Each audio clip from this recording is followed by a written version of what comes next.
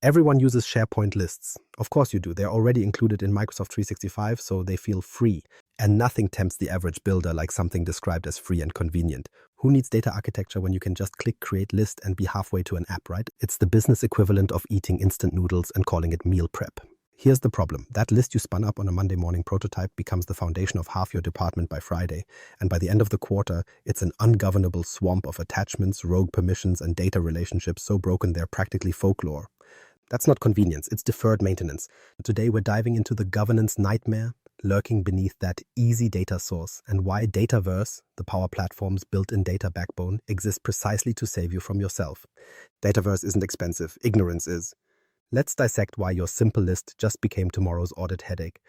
The convenience trap, why everyone starts with SharePoint lists. Every Power App story begins the same way. Someone with initiative, a spare afternoon, and misplaced optimism opens Power Apps, clicks Start from Data, and because SharePoint is familiar, chooses an existing list. Instant victory. The app runs, data flows, and everyone applauds. It feels effortless because SharePoint is included with your licensing, and you didn't have to rope in IT or justify a business database. It's the path of least resistance, and people adore those. The rationalizations are predictable. It's faster. Everyone already has access. We don't need Dataverse. The list works. Except what you've built is a glorified spreadsheet with delusions of grandeur. SharePoint lists aren't relational, meaning that the moment you try to connect multiple entities, say projects to tasks, you're duct taping lookups together, hoping delegation doesn't implode. Governance? Minimal. One overzealous editor can delete columns with the same ease they change a view. Technically, a list can store up to 30 million items, and that number sounds impressive until you remember the view threshold. Anything past 5,000 visible records and performance collapses like a wet paper crane. Delegation limits throttle queries and Power Apps politely refuses to scale. But don't worry, your users will compensate by duplicating the list in 3 separate sites, ensuring chaos is evenly distributed. The psychology behind it is almost endearing. SharePoint feels democratic. Everyone can see it, edit it, break it. There's no licensing conversation, no admin request, no perceived bureaucracy. You get quick results and instant validation. Unfortunately, the system's friendliness disguises structural fragility.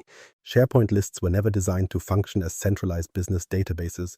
They were meant for content tracking, not relationship enforcement or role-based security. And yet, departments keep building microsystems inside them because it's fast. A finance team keeps budgets, an HR unit tracks onboarding, an operations lead stores maintenance logs. Each one works until integration enters the chat. Then you discover column names differ by capitalization, data types are inconsistent, and half the lists exist in private team sites no one documented. What started as agility becomes fragmentation. Calling it citizen development sounds noble, but without governance, it's data anarchy. Lists multiply like rabbits, each one slightly mutated from the last. It's identical to emailing Excel sheets around in 2012, except this time, the file is hidden behind a web interface that gives you false confidence. Now, before you panic, SharePoint still has its place.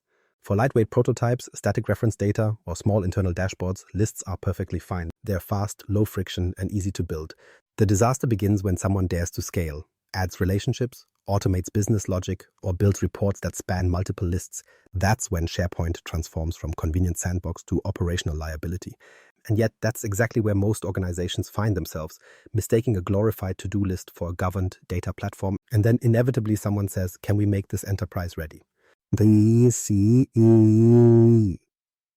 the moment IT takes a long breath, regrets every previous approval, and starts the painful migration conversation, the one that always ends with a quiet whisper. We should have used Dataverse. The governance collapse, how data sprawl begins. Here's where the illusion of control finally dies. You've got one SharePoint list powering a simple app. Success emboldens the team, so they create another. Then 2 more. Someone links them with lookup columns, another copy-pastes data to repurpose it, and before long, every department has its own version of truth. This isn't progress, it's propagation by mitosis. You didn't build a solution, you built an ecosystem of divergence. At first, it looks manageable. One list for requests, one for approvals, one for history. But with every new list, you multiply the number of permission combinations. Each app references a slightly different list, each with its own owners, viewers, and exceptions. Eventually, I can't tell who has access to what or which data source is the real one. It's like watching spiderwebs form inside a filing cabinet. Pretty, but terrifying to touch. The absence of environment isolation only accelerates the chaos. In Dataverse, you can separate development, testing, and production with defined security roles. In SharePoint, development means create another site. Suddenly, you've got 6 slightly inconsistent data structures floating around with no traceability between them. Want an audit trail? Good luck. Version history in SharePoint tells you somebody changed a column but not why, and certainly not under which business logic. It's governance through nostalgia. Meanwhile, attachments bloat storage faster than data itself. Users treat lists like Dropbox, uploading pictures, PDFs, and sometimes entire zip archives.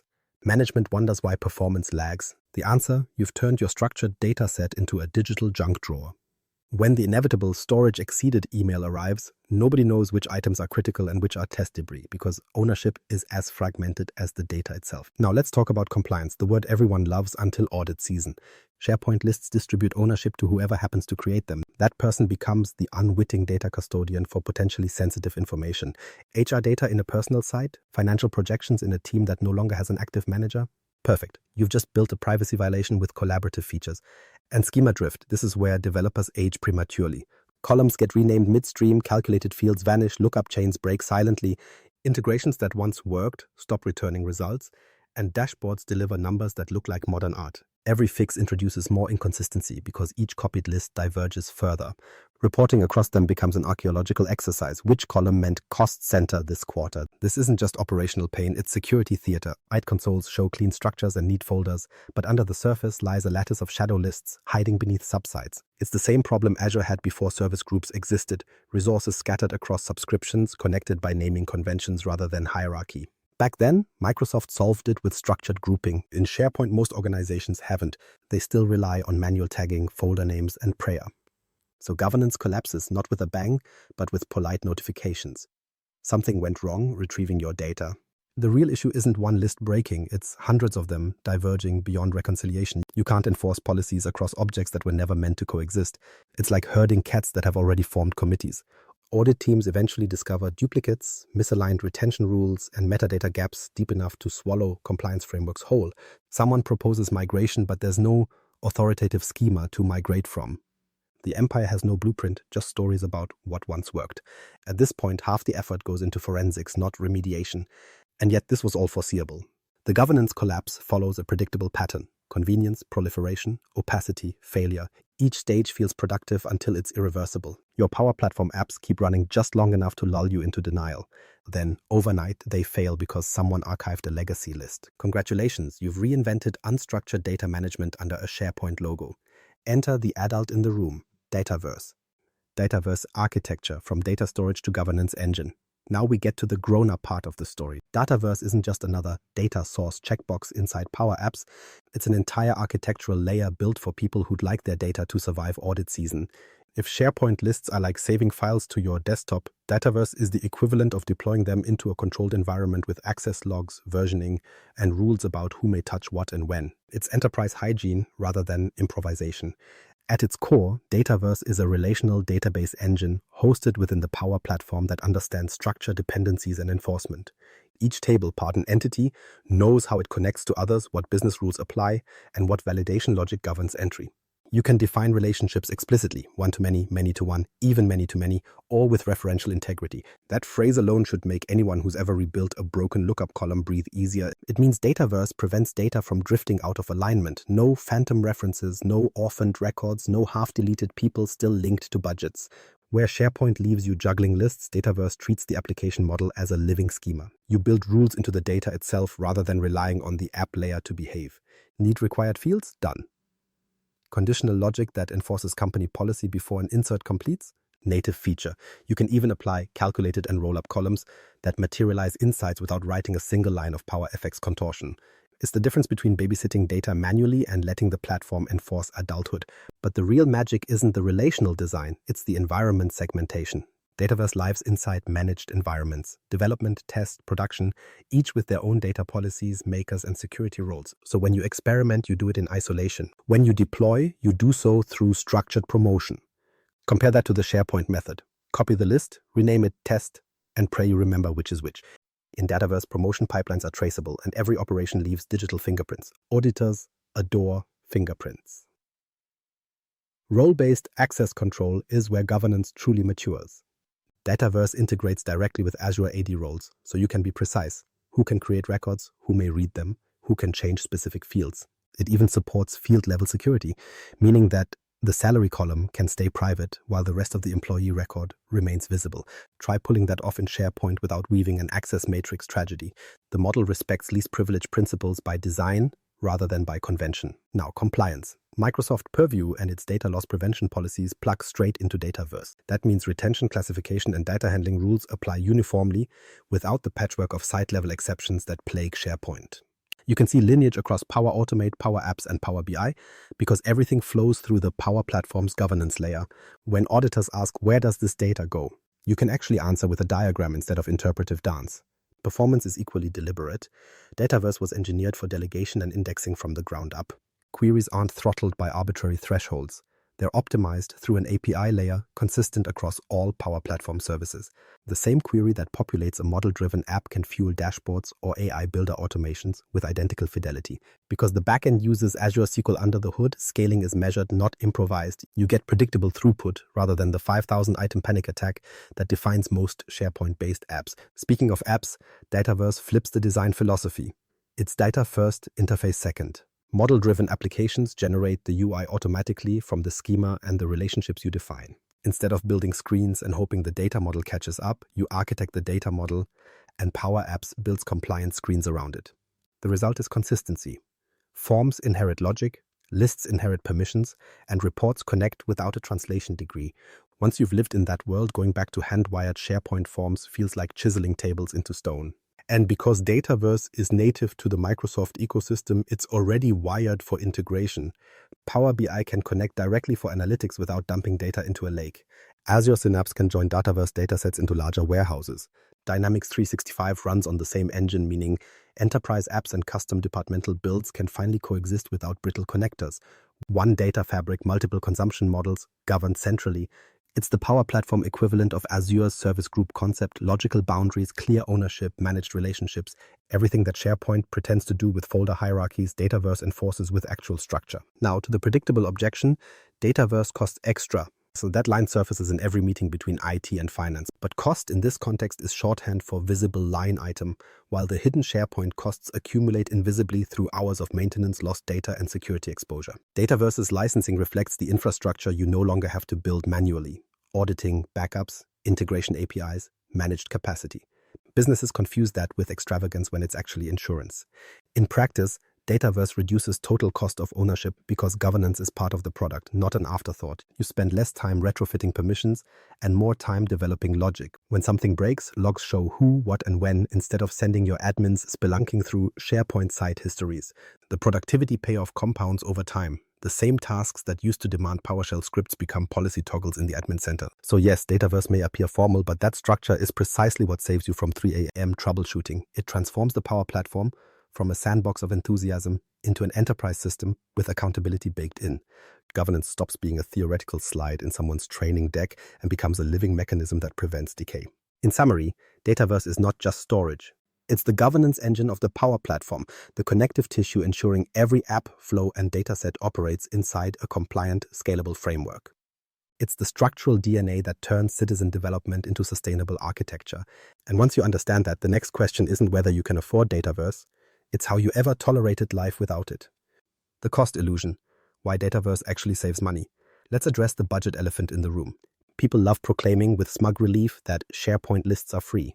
Correct, they're included in your Microsoft 365 license, just like the junk drawer is included in your kitchen. The drawer costs nothing until you spend half a Saturday searching for scissors that were supposedly inside it. The illusion of free is simply deferred expense disguised as simplicity. When teams choose SharePoint over Dataverse, they almost never calculate the hidden overhead.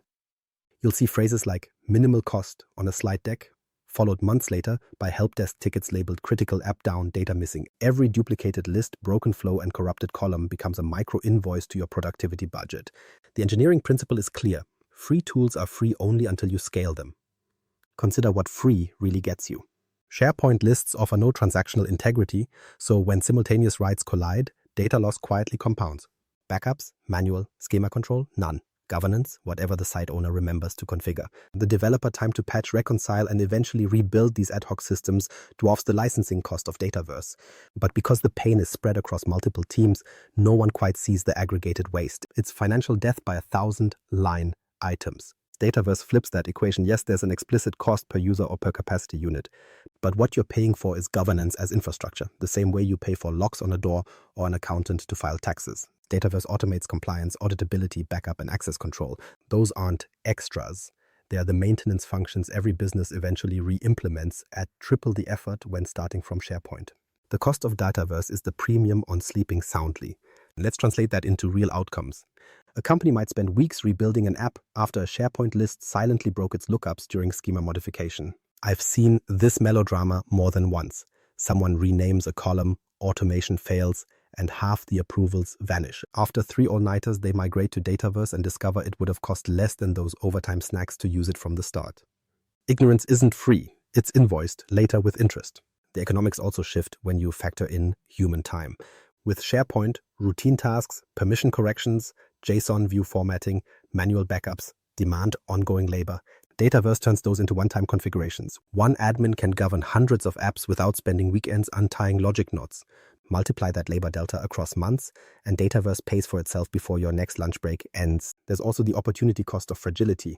Every unreliable connector or throttled view slows innovation because developers hesitate to build on shaky foundations. Dataverse's reliability liberates them. Fast prototyping doesn't mean reckless architecture anymore. When environments are stable, experimentation becomes cheaper. Stability is, paradoxically, the greatest accelerator of change. Organizations cling to SharePoint's free lists because accounting captures explicit license fees, not silent inefficiencies. That's a measurement flaw, not a feature. It's the same delusion that labels unsecured Wi-Fi cost-effective until the breach notification bills arrive. Dataverse, priced transparently, looks expensive only to people who mistake unknown risk for zero cost. The truth is painfully simple. Dataverse doesn't inflate your budget. It exposes the parts you were unknowingly wasting. It turns unpredictable cleanup into predictable subscription. Free SharePoint lists are like adopting a stray cat. They wander in without a fee, then accumulate vet bills, scratches, and the occasional dead mouse on your carpet. Dataverse is the disciplined pet adoption program. Vaccinated, documented, microchipped, and far less likely to infect your data ecosystem. So no, Dataverse isn't the luxury option. It's the economic baseline for any organization serious about scale. SharePoint may start cheaper, but Dataverse ends cheaper. The difference is whether you'd prefer to pay in currency or chaos. Which incidentally explains why finance departments eventually approve it. Even accountants get tired of herding digital cats. Decision rules, when to use which and why. So after all this intellectual carnage, you might ask the sensible question, when do I actually use SharePoint and when do I go full Dataverse? The answer depends on scale, sensitivity, and longevity. 3 words that most organizations ignore until they're already filling out an incident report. Start with user volume. If the thing you're building is going to involve more than 20 casual users or any workflow that needs approval routing, skip the list. SharePoint's access control is egalitarian to a fault. Everyone can do everything until, wait for it, someone does it. In contrast, Dataverse scales security by role rather than document link. That distinction matters once the number of users exceeds the number of people you can name from memory. Next, data sensitivity. Think of SharePoint as the public hallway and Dataverse as the locked filing room with cameras.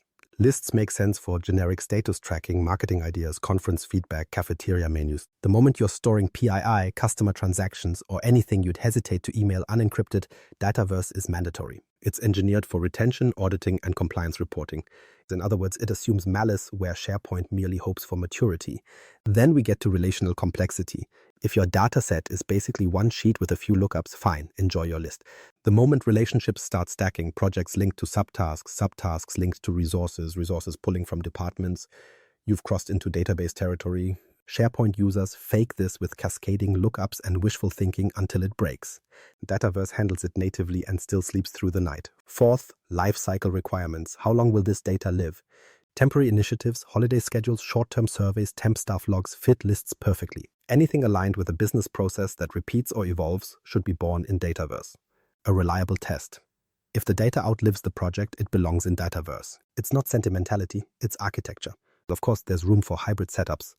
SharePoint remains painlessly convenient for static reference data, product categories, region lists, FAQs. Those can feed into Dataverse through automated synchronization while governance stays central. Think of SharePoint as your staging pantry, Dataverse as your certified kitchen. One stores ingredients, the other enforces hygiene codes. Some teams adopt an evolutionary model, prototype in SharePoint, graduate to Dataverse once the concept stabilizes. That's acceptable as long as you treat migration as planned evolution, not emergency surgery. Build with schema parity in mind from day one, consistent field names, controlled data types, and promotion will resemble a controlled rollout rather than a frantic rescue mission. There's also a cultural diagnostic you can run. Ask your team who owns the data in this app. If the answer is a person, you're in SharePoint land. If the answer is a role, you're thinking Dataverse. Personal ownership dies the moment governance lives. One more diagnostic, report lineage. If your Power BI dashboard needs to unify 2 or more apps' data sources, lists will crumble under delegation limits and security inconsistencies.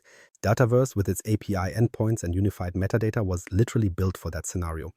Reporting becomes a design step, not an afterthought. In the simplest reduction, SharePoint equals folders, Dataverse equals databases. Everything you can store in a folder, you may. Everything needing constrained tracking and future analytics, you must not.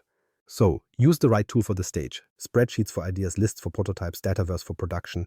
Treat elevation from one layer to the next as a right of governance, not an after-the-fact confession. And realize that choosing Dataverse isn't bureaucratic, it's professional. Chaos may feel creative, but only structure scales.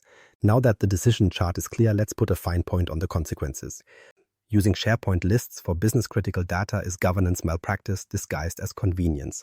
The short-term velocity you celebrate today becomes the long-term liability you'll audit tomorrow. Dataverse replaces that illusion with engineered clarity, structured schema, role-based security, consistent compliance. It's not glamorous, but neither is stability until you don't have it. If there's one idea to keep, it's this: architecture is destiny. Dataverse turns your citizen development from digital improvisation into operational engineering. It converts chaos into repeatable success and builds compliance into the plumbing rather than the paperwork. So, stop treating governance as overhead. It's the cheapest insurance policy you can buy. Subscribe for more M365 architectural sanity checks. Your future self and your compliance officer will quietly thank you.